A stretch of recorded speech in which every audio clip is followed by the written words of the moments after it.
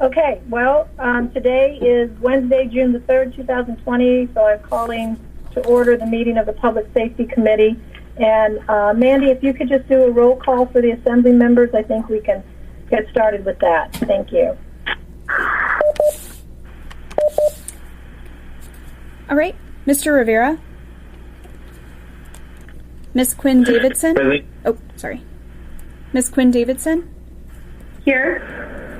Ms. Allard. Here. Mr. Constant. Here. Mr. Dunbar. Here. Ms. Kennedy. Here. Ms. LaFrance.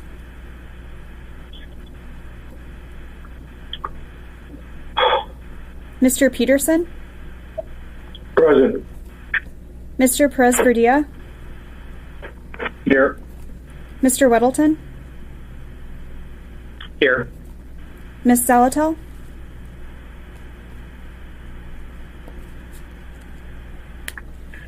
Okay, thank you. All right, thank you. Okay, so for the most part, I know there are plenty of other people that are here with us, and I think to make it easier, as we call on people, we'll let them introduce themselves, and then of course use the queue as much as you can for asking questions, being recognized. If you have to, I'm more than happy with somebody, just kind of butting in, so to speak, just online. That's fine too. I think it gets a little more complicated when we talk over each other, but if that's the best way that you can get on without using the queue, then please do. So I just want to make sure that everybody knows that it's a whole lot easier if we're on mute and we don't need to be talking, so we don't get a lot of feedback. And then if we've got some time for public participation, we will certainly try to do that. We do have a lot on the agenda today, and I know we've got another meeting, the Health Committee meeting at 12:30, so we want to try to stick to our 12:30 timeline as much as we can. But we have first thing on the agenda is the alcohol tax discussion. We started a little bit of that just with the assembly as a whole, but I kind of wanted to open it up at this point. We've got both the presentations from AFD and from APD that you would have had on the website there. If you don't already have those documents downloaded or in front of you, they are available on the web page. But anyway, if we can just kind of throw out to the assembly members right now what they think we want to be focusing on from any of those reports, and certainly anything from the prosecutor's office as well. So any comments to start us off with from any of the assembly members? Yeah, Madam Chair. Go ahead, Mr. Dunbar. So I put a request to be in the queue in the chat. I don't know if you can see that. And also send you a text. I had, regarding the meeting agenda, I had sent a request to you and Mr. Perez-Verdia a couple days ago, asking that we find a time on the agenda to discuss the events of the past week and any beginning discussion about reform of policing practices in Anchorage. And I'm wondering if we can add that to the agenda and place it. I think my preference would be to place it as the second item after we complete these reports. So I guess I'd just like to make a motion to add that item to the agenda.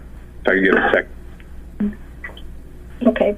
Well, and actually, thank you, Mr. Dunbar. I was planning on bringing that up during the section C there, where we were going to talk about the public perception survey, because a lot of what could go into that survey may have to do with a lot of what has transpired recently and how those things may or may not be impacting our community. So I'm happy, if people want to put it on as the next conversation after this on the agenda, that's fine. If we want to wrap it all up in the whole idea of public perception, it'll work either way for me. I'm happy to do whatever the rest of the committee wants to do. My preference would be to have it be a separate item. I think it goes beyond just public perception. I'd like to hear a little bit more detail from the chief when the time comes. Okay, great. Okay, then if there's no objection, we will put as item B that conversation. So I'm not hearing any objections. Let's see here. Okay, and I'm also getting text here, so let me see what else. Okay. Okay, so Suzanne LaFrance just wants us to know that she is listening in. I'm not sure if we got her counted in as present, but she is definitely listening in. She was having some audio difficulties, but okay. So if we have any other changes to the agenda, otherwise we'll just move everything else down then from that discussion.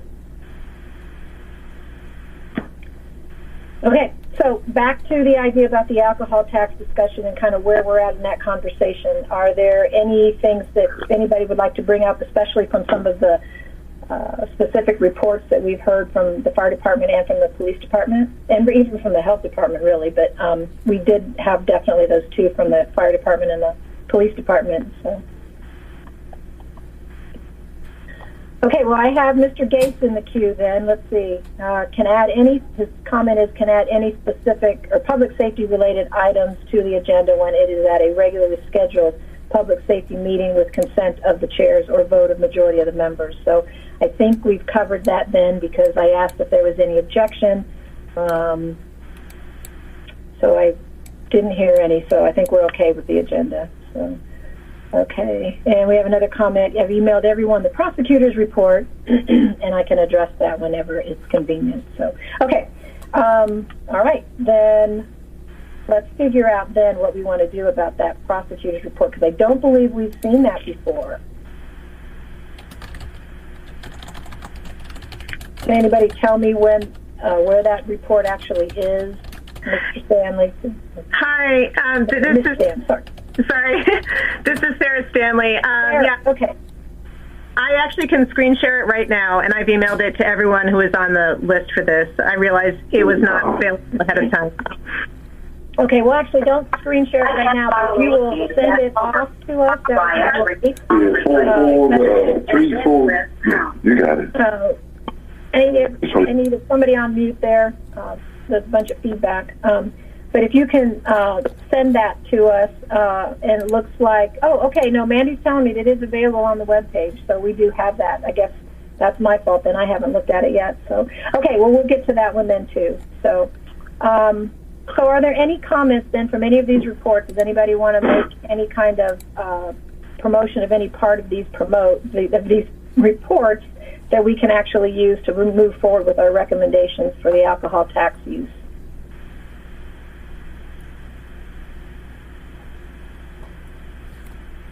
Well, I'm not hearing anything from anybody or seeing anybody in the queue, so maybe we're still just kind of sitting on some of this, and maybe we want to spend more time talking about some of the other things at this point anyway, because there are definitely some things that have risen to the top of everybody's radar right now. So, so if there's no objection, then, Mr. Dunbar, I'll just turn it over to you to just really express your question then, and I know we have Chief Dahl on the line, and I'm sure he's more than willing to answer questions. So Forrest. Sure. Thank you, Madam Chair. And, I wanted to have this on the agenda to hear from my colleagues as well. I don't claim to have the answers on this or even the beginnings of the answers. But I think it's something we need to tackle in the coming weeks and months, likely, is a reform agenda for the police department. And I think that there are several avenues for that. One is one that I know that several members have been working on, which is reform of the Police Community Relations Task Force, which basically hasn't been functioning in recent months. And I'm not sure if this committee is the right forum for that, or Chief Dahl is the right person to speak about that. But I would just flag that as one thing we need to talk about and think about. And then second, there's a broad slate of reforms that could help the city reduce tensions and prevent the kind of tragedy that we saw in Minneapolis, and we haven't had quite that level of catastrophe in Anchorage yet. But there are some statistics that suggest that there are quite a few officer-involved shootings here relative to other parts of the country, certainly the world. And I guess I'd like to hear Chief Dahl, about the efforts that the police department is already taking and what further efforts we could lead. And then from my colleagues, I'd love to hear thoughts about how we could help convene that community discussion or find a way to listen to the community to see which of those reforms we should pursue. No, great. Thank you for setting that up, Mr. Dunbar. Yeah, Chief Dahl. I'm here. I don't know if you guys can see me okay or hear me okay. We can hear you good, so that works. Great. So thank you for the opportunity to speak to you all. As always, I'm always happy to meet with the group and chat. I think that the first thing that comes to mind is if we're having a discussion about police reform, is frankly the term reform. I think it suggests that something is broken with the police department now, and I don't think there's really any information to support that. So I guess from my perspective, I would like to focus more on continuing to improve the relationship that the police department already has with the community. That's been kind of the initiation of the discussion that we started last week by reaching out to the community and just kind of explaining some of my thoughts on where we are with that relationship and potentially where we could go. And I'm totally open to all those discussions, but I think that we all understand that words matter. And to me, when you say reform, it suggests that something's broken, and I don't really feel that's the case. And that does kind of lead to, what kind of things do we do now? And some of what I've talked about recently is we actually do a pretty fair amount of stuff now to do prevention with our officers to prevent having problematic issues like we've seen in other parts of the country. And then we hold people accountable. And I think that it's easy for me to appear before you or in front of the public or anyplace else and just say those things.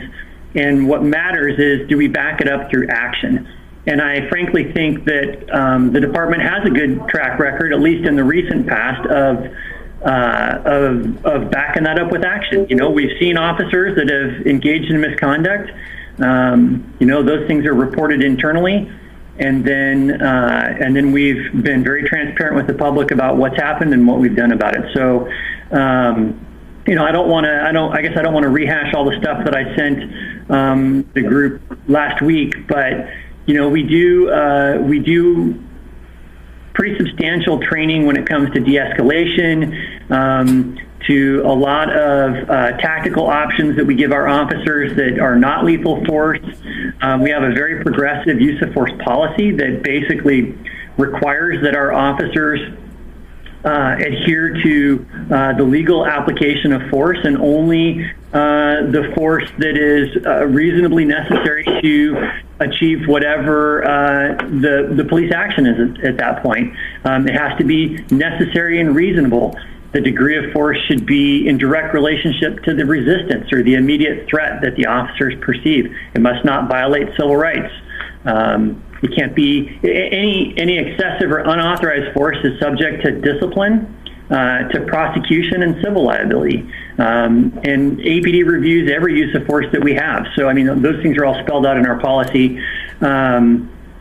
And I don't know, I'm kind of wandering around a little bit. So I guess if there are specific questions, always I'm interested in answering those. But I feel like we have a really good foundation already at APD to begin this conversation or really to continue this conversation. And in my mind, there's no fix or solution or thing that we need to do. It's more of we need to continue the dialogue and the relationship building that we already have. In my mind, the police department has a relationship with the community. This discussion nationally really is a discussion about police departments' relationships with the communities that they serve. And it's not a one-time thing, right? We all know from our personal relationships that takes a lot of work.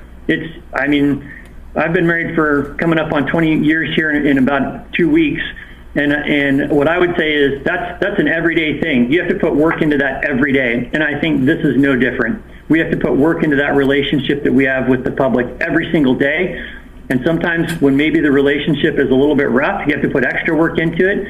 And sometimes when it's good, you still have to put work into it. So I think from the police department's perspective, this is a long-term, frankly, an eternal commitment, and we've made that commitment, and we're happy to engage in this discussion as part of that relationship maintenance and building. So anyway, maybe if there are specific questions, it might be better than having me just ramble, but well, I guess that's kind of my lead off. Well, thank you, Chief Dahl. No, that's a good lead off, and I think there are a lot of things we could be talking about on this topic, and so I think our challenge right now is going to be to figure out how best to move in a direction that allows us to do that. So anyway, I think we'll get there. But for now, I do have some questions in the queue for you. I've got Mr. Perez-Verdia. He's got a question for you or a comment. So go ahead, Cameron. Thank you. I feel like that this is I really appreciate Mr. Dunbar bringing it forward. I think we have a really, really full agenda, and I want to make sure we get to a lot of the topics that we need to discuss. This is a really important conversation to have, and I feel like it warrants more time than I think we have to today. I guess I have a few comments, and I respectfully want to sort of enter into this from the perspective of, I don't think it's healthy for us to start from the perspective that everything is fine. I think that we live in a world, we live in a community that has significant systemic racism, that has colonization, that has incredible sort of trauma, historical trauma, and childhood trauma. We live in a community that, at least anecdotally, people are feeling less safe than they have in their recent memory. We have I don't know the racial and ethnic makeup of our police force, but my initial guess is that it probably is not a direct reflection of the racial and ethnic makeup of our community. I also think that it's really helpful to sort of start from a place of continuous improvement, continuous growth, and I like this conversation that's coming around, gathering community feedback on their perception and feeling around the police force and safety. So I guess there's a lot there, and I have an incredible respect for our police force, and I would agree that I think we do a lot of things really, really well. But I think it's healthy to start from the perspective that we can always do better, and that there is significant improvement that can be made. Knowing that we live in a world that is unjust, and that is violent, and that is challenging in so many ways, and so and the police force is at the center of that. And so anyway, I guess that those are my comments. I think that in this committee, I'd like to make sure that we're always thinking about how we can improve, and how we can be really responsive to not only the events that are happening in our world, but realize that, as I said in the meeting last night, these are not new, and that we face many challenges, and especially people of color. And I think that's something that you have acknowledged, and we need to continue to acknowledge. So I don't expect a response to all of that, but I would just say that I want to make sure that we are having this conversation and not just talking about it, but thinking about how we can continue to, whether it's the word to reform or whether it's a word to continuously improve the work that we're doing. So thanks. Those are my comments.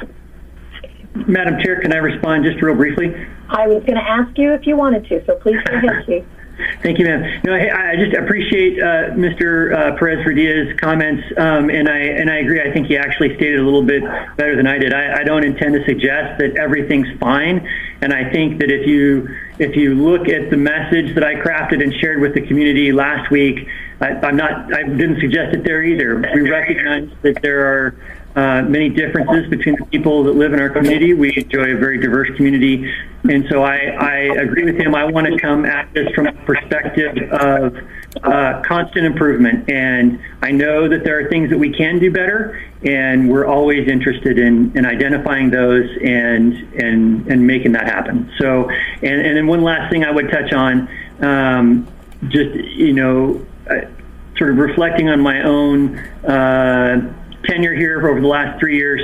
When the mayor hired me for this job, he told me, "Hey, I want to offer you this job, and I want you to make people in Anchorage feel safe." And I thought, well, that's a very ambiguous task, and that could be a challenge. But okay, let's do it. And so that's our objective at APD every day. And I think that if we have people that in our community that are coming forward and saying they don't feel safe, whether it's from violent crime or from interaction with the police, whatever it is, if people in our community don't feel safe, then we have work left to do. And that's just the bottom line. So, thank you, Chief. Appreciate that. And I think the one thing we can all say is we all want to have more conversation about this. So I'm pretty sure that this is going to be ongoing. And even Mr. Dunbar pointed out that maybe we could do a special meeting of the Public Safety Committee, or maybe there's the idea of doing a work session. Or anyway, we obviously need to figure that out. But next in the queue, I have Mr. Rivera. Thank you, Madam Chair. So it sounds like we're going to be moving off of this conversation, so I will be brief and say that while I may have a lot of passionate things to say about this, I'm going to be cool-headed and just say a few things. So first is I appreciate the comments by Mr. Perez-Verdia and by the Chief. It's great to hear that the Chief, and I think we all know this, and APD in general has a good foundation of work that they have done within the community.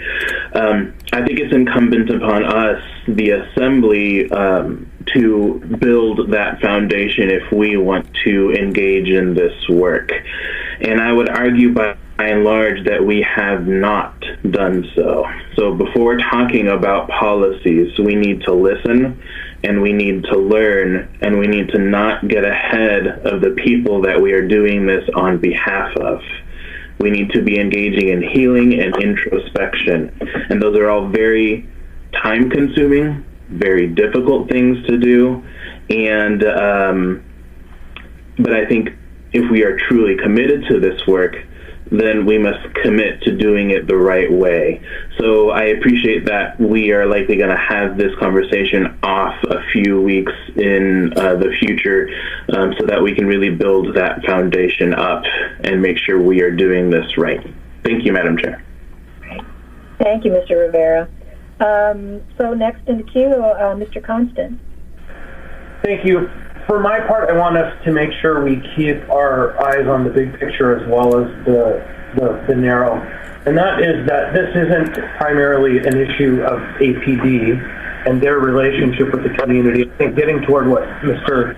Rivera was alluding to is that there is a lot of work in a lot of directions, and the best thing we can do is hear from people about where the issues are and then address the policies related to the specific challenges. But the resolution that was passed last night was not a resolution that said APD has done all of these bad things and therefore we must change APD. It was that our municipality is in a number of ways failing in its policies, and that's across many domains. And so I would just want to make sure we have that in the conversation, that this isn't an opportunity to put up one division within our municipality as a whipping post, but instead us to look in a broad way across all of these operations to investigate these questions, because it's bigger than any one division. And so while I recognize this is our Public Safety Committee and a Public Safety Committee meeting, I just want to make sure the record is really clear that our efforts are not based on making APD something else. It's making us, Anchorage, the municipality, its policies, its budgets, and everything more fair and equitable. Thank you, Mr. Constant. So, is there anyone else in the queue or anybody else that has a question or comment in regard to this topic? Like I said, I'm pretty sure we're going to be looking at doing something a whole lot broader so that we can have that more broader conversation with the public as well as with APD, and certainly we could have all kinds of things woven into that conversation, whether it be policy or perspectives. We're going to talk a little bit more about perception when we get to item D on the agenda. So anyway, I hope it's that people agree that we just need to probably craft something that we can have a bigger, broader conversation. Did I hear somebody chiming in? Yes. Good morning. My name is Reverend Dr. William Green, Task Force Chair. Yes, Reverend Green. Yeah. I enjoyed this meeting, and there's a lot of discussion that Task Force would like to get with the Assembly, Mr. Dunbar, and the Assembly to talk about the Task Force. We have a lot of input I think we need to look at. And I kind of think the task force has been misconstrued over the years. And the task force, I was involved on the history of the task force.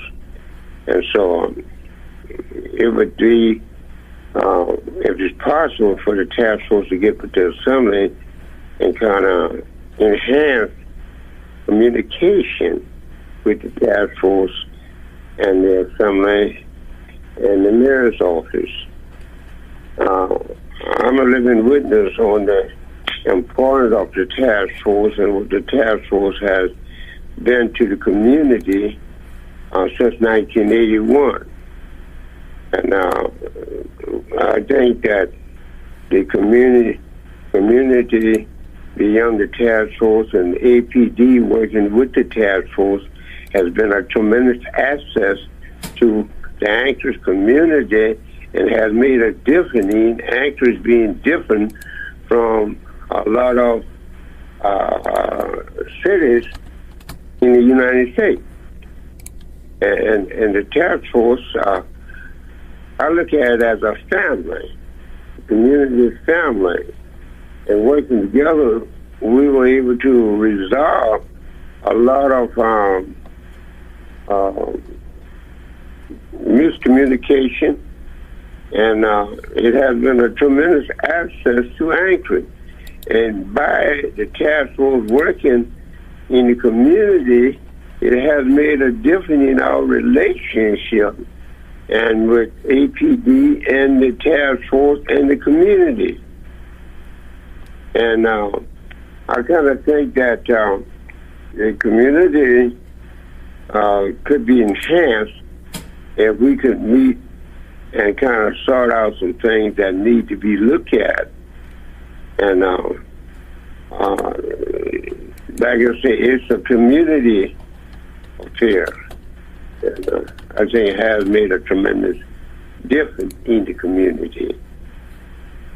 Great. Well, thank you, Reverend Green. I absolutely appreciate your perspective. And like you said, you have been doing this for a lot of years now. And so I'm sure you know very well the community and some of the struggles. And the task force, I appreciate you bringing that up because we did have a little bit of a question about really how the task force was functioning. So, but I think in order to move the conversation on, we need a bigger conversation with more time where we can really spend the time talking about a lot of these different aspects. So I think what I'm going to propose to do, and my co-chair, Mr. Perez-Verdia, and certainly the Assembly Chair can chime in because I'm going to be looking to those two to see how we can craft a better community-wide conversation. If we can kind of leave it at that for now, I think everybody's on board with doing something. We just need to figure out exactly how to do that.